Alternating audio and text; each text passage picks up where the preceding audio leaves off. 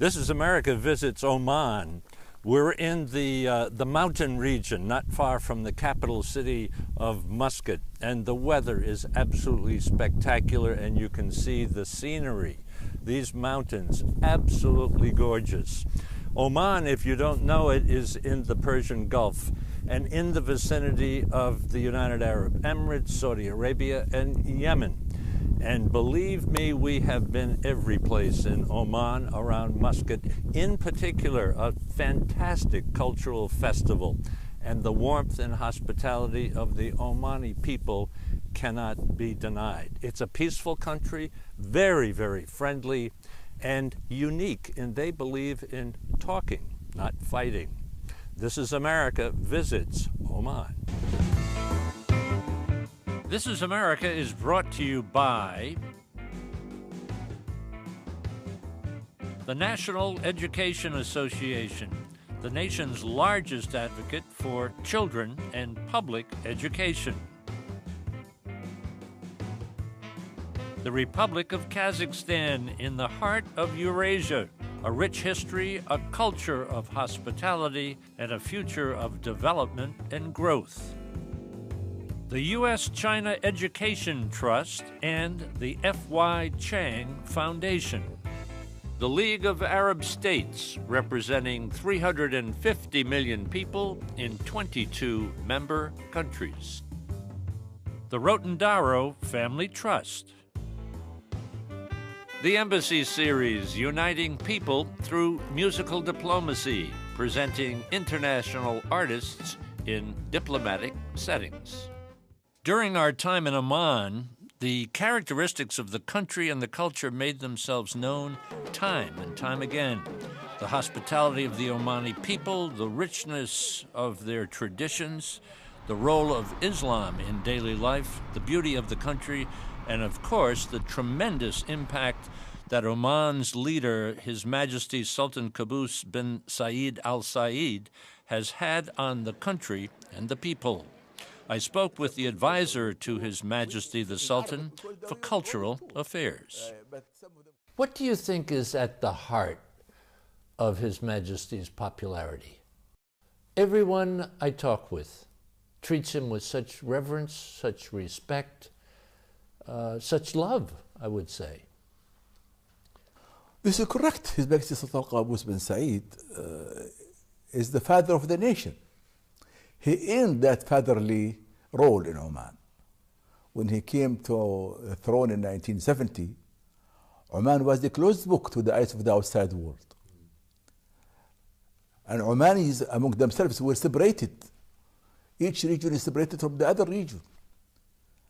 And each society is becoming closed in within its own self. When he came to the throne in 1970, he threw the doors wide open for Omanis to be themselves, to think, to work, to love, to act and interact. He led them into all the walks of life of modern today. He earned that feeling of love, respect, and cherish. In the old days when he used to travel, the communication was only through the physical approach, because in 1970 there were no television, no radio, no press. He traveled all Oman, from Salalah to Musandam. He traveled and saw on intervals period. And there was no asphalt road. In winter and in summer, he camped between the Bedfords and Land Rovers and Range Rovers later on. He camped and he shared with his ministers to understand, feel, and live the hardships the Omanis lived. And through that tour he took throughout the country, he was able to carry the caravan of development from one place to another. You talk about the royal tour. Yeah. When it goes back into the 70s. Yes. Now there just was another. Do you call it the royal tour? Yes. It is. Somebody calls it the royal tour. In Arabic, we call it the royal tour. But some of them call it the Oman Open Parliament tour. because His Majesty meets with the dignitaries of the society, and he sits with them, and the royal camp is surrounded by many people who follow him from one place to another, from the Omanis, men and women. If you like, it's a moving. It drives the economy also. Wherever he is there with his entourage, then a lot of buying and selling takes place around that royal camp. Yani. Sometimes you have people getting married there. Yani. So how many people go on the tour? It depends from one place to another. Yani. And where he camps, people come to the camp. So His Majesty goes out with his cabinet. Not all of them. Some. A few members of the cabinet. Yes, 40. And they go to a particular location. Yes. And where do they live? In tents. They set up tents. Tents, yes. Tents. In the tents you have what you need. You discover what you need when you have tent. So this is the ruler of the country is out in the tent. Yes. And he meets with his people? He meets with his people on a certain day in that encampment in that place. One day is allocated for that. So people are invited to come, and he sits with them, like that photograph you see there. They come, he talks to them, then each one of them, they come in front of him, and they talk to him. And what they have to either query or demand or whatever it is, he listens to them, and if there is a question about one ministry and he does not have he asks the minister himself to come and answer for this question, yani, at that time, on the spot. Does he have big challenges? Well, the challenges today, I think it's an international and universal challenge to provide new opportunities and jobs for young people. And we are managing it, I feel we are managing it in a very proper manner and in a very practical way. And the Omani youth is responding positively to that. They said the Sultan has put the ball now in our court now. We have to prove that we are able to benefit from it. And that pleased him very well. He heard it on television, actually. And that pleased His Majesty very well, that the people understood, the youth understood what is required from them at this juncture to be able to show to play their role in building their country. Do you think the people in Oman are happy people? Well, if I will quote, there was a censor, or what you call it, poll was being conducted, and Oman was one of the first Arab countries in happiness, number one in happiness in the Arab world. And yet we look at the Arab world and we see a lot of trouble, a lot of chaos. Huh? I think the Arab world is passing through a lot of evolution, discovering themselves. After a certain time of history, half century, after what you call it, the independence era, in Oman we never been colonized. So we have been always independent. We have been occupied by the Portuguese at one time, and the Omanis kicked them out. But after that, we retained our independence. Countries who they were colonized and became independent, their new governments have imitated what the colonized force on the land was treating the people, not the source of the authority in the colonial capitals. Therefore, there was an imported ideas in the Arab world, either from the west or from the east, either the plural system with a lot of corrupted feelings inside it, or that one tight jacket comprehensive system, one party's rule, yani. And both were proved were not suitable for the society.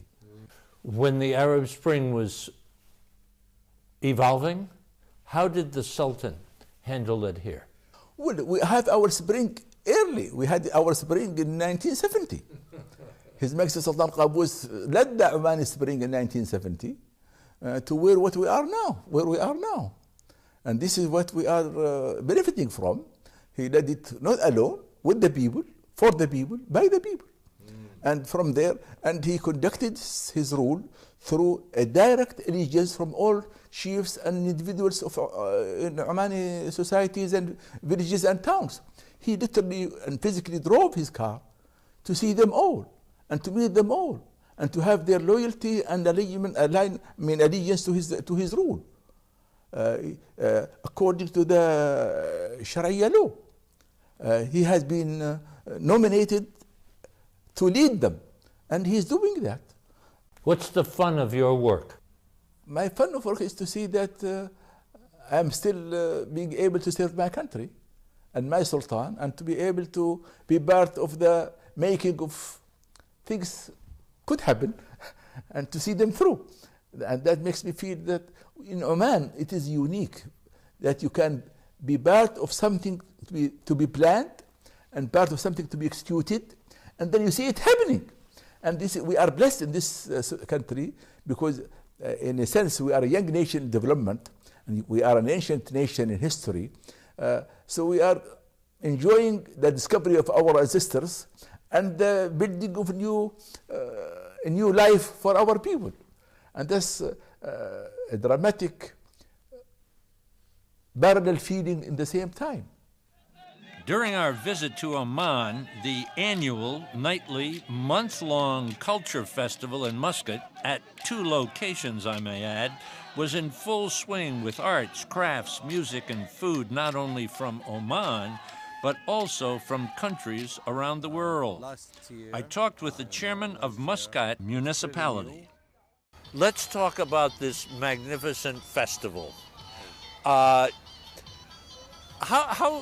How would you even begin to describe what we're a part of this evening?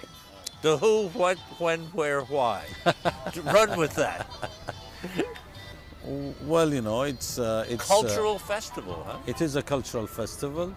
It's actually an attempt to create the Davos of culture here, the summit of cultures and the traditions, whatever is sustainable with human condition, to be part of this festival, for all of them to come and celebrate our cultural differences in a very mosaic way, in a very harmonious way, in a display of music and song and handicrafts and traditions.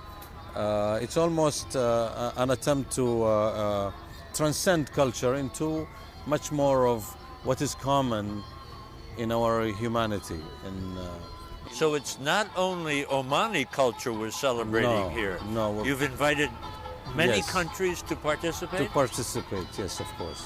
We have the International Handicrafts Festival that is happening at the moment. And these are the top handicrafts in the world who come from Africa, from Europe, from the Americas, from East Europe. And we've created an award for the best in handicrafts.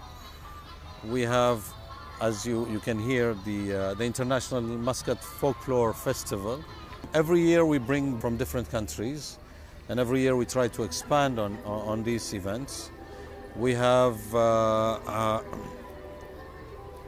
also the sports events that also have different nations coming all together here, like the Tour of Oman, which has the bicycle tour. The bicycle tour, that ride across the country with cyclists from all over the world, and so we have so many things happening. I cannot keep count. So I gathered that not only what the site here, but there's another site that's similar to this. Yes. In another part of the city. Huh? Yes. There are two sites. 2 sites, yes. And you are the head of the municipality, yes, like the mayor of one of our cities. You can say that. So what would you say would be some of the values that the culture holds dear? I think tolerance is one of the biggest values and principal values of the Omani people, and the inclusiveness of the society itself with the others is another.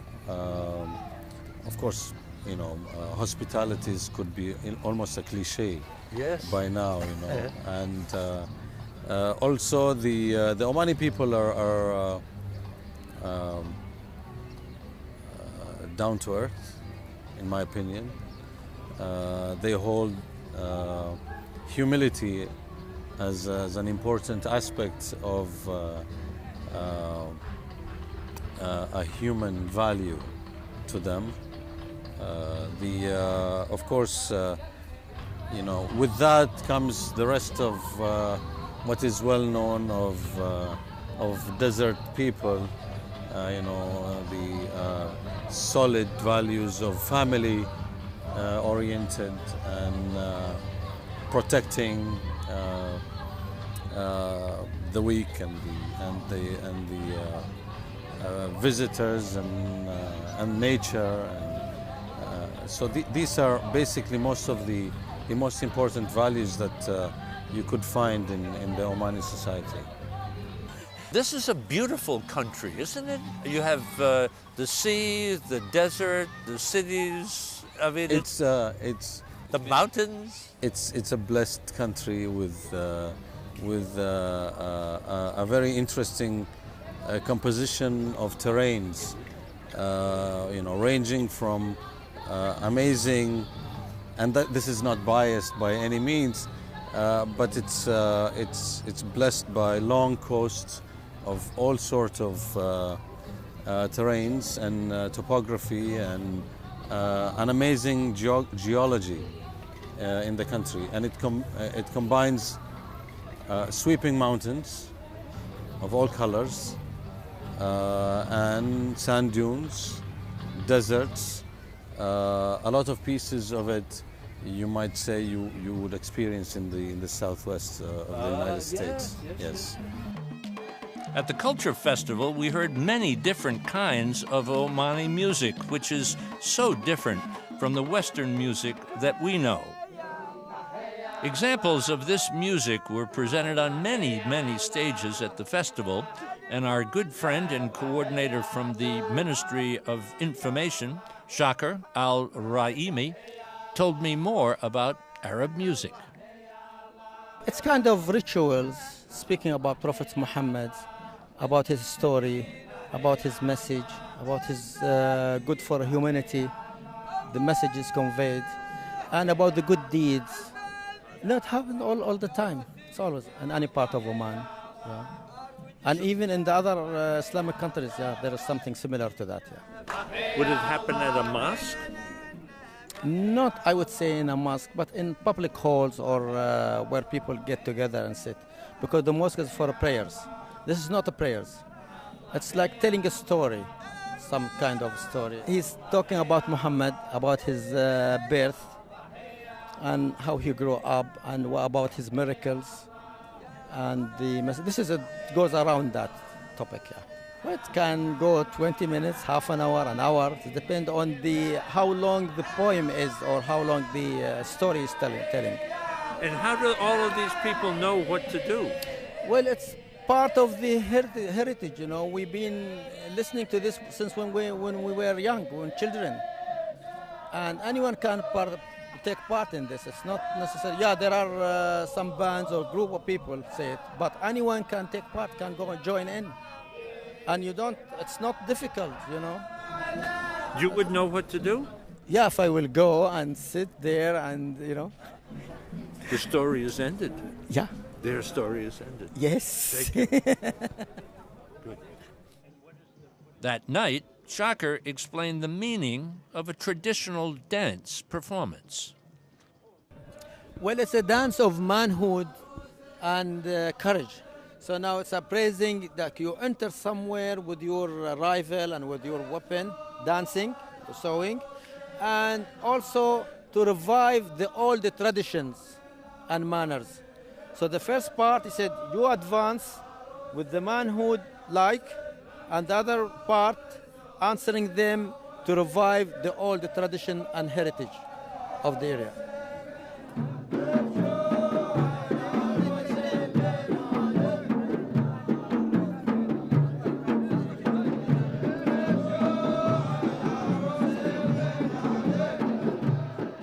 Turnabout is fair play, and I was invited to be a guest on the hour-and-a-half-long television show produced nightly and live at the festival. We obtained some footage from the broadcast.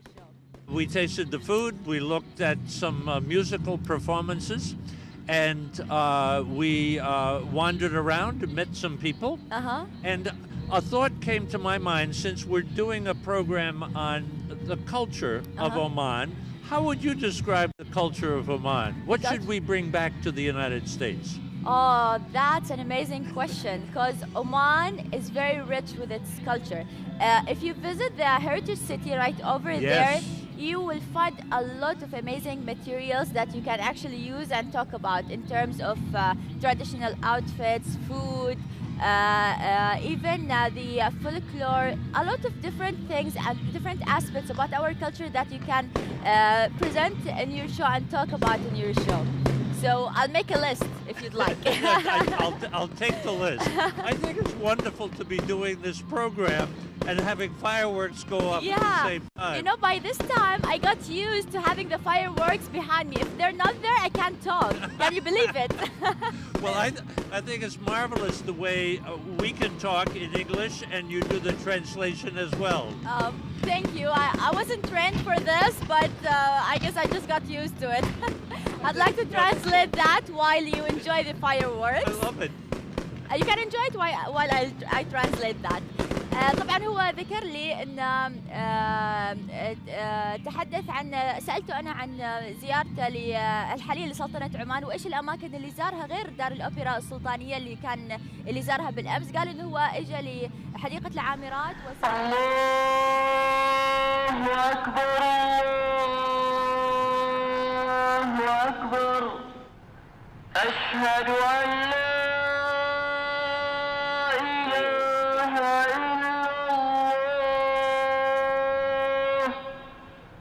Islam has a huge impact on the people of Oman.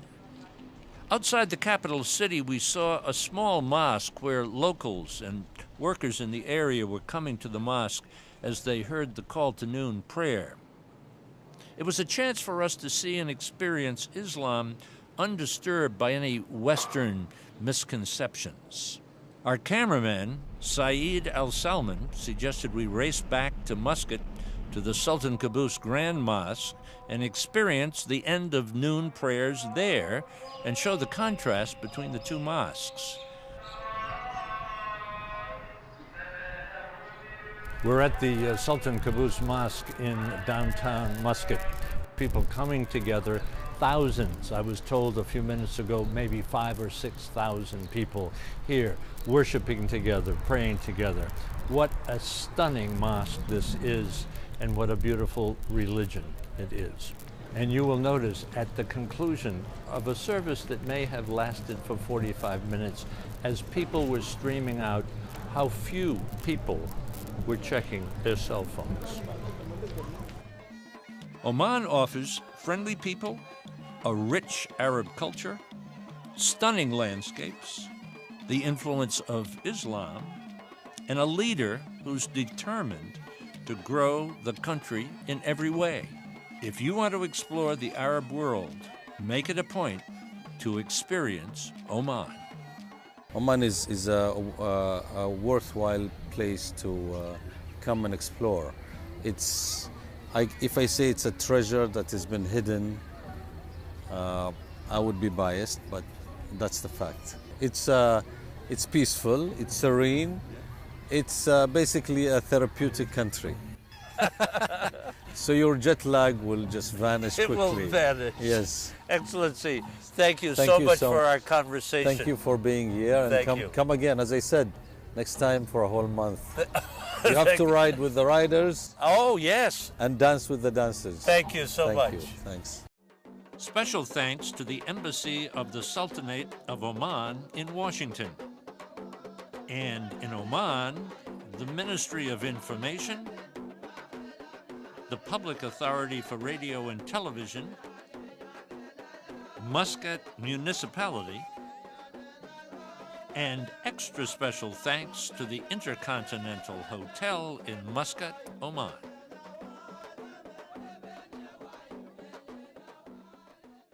For information about my new book, The Chance of a Lifetime, and online video for all This Is America programs, visit our website, thisisamerica.net. And now you can follow us on Facebook and Twitter. This is America is brought to you by the National Education Association, the nation's largest advocate for children and public education.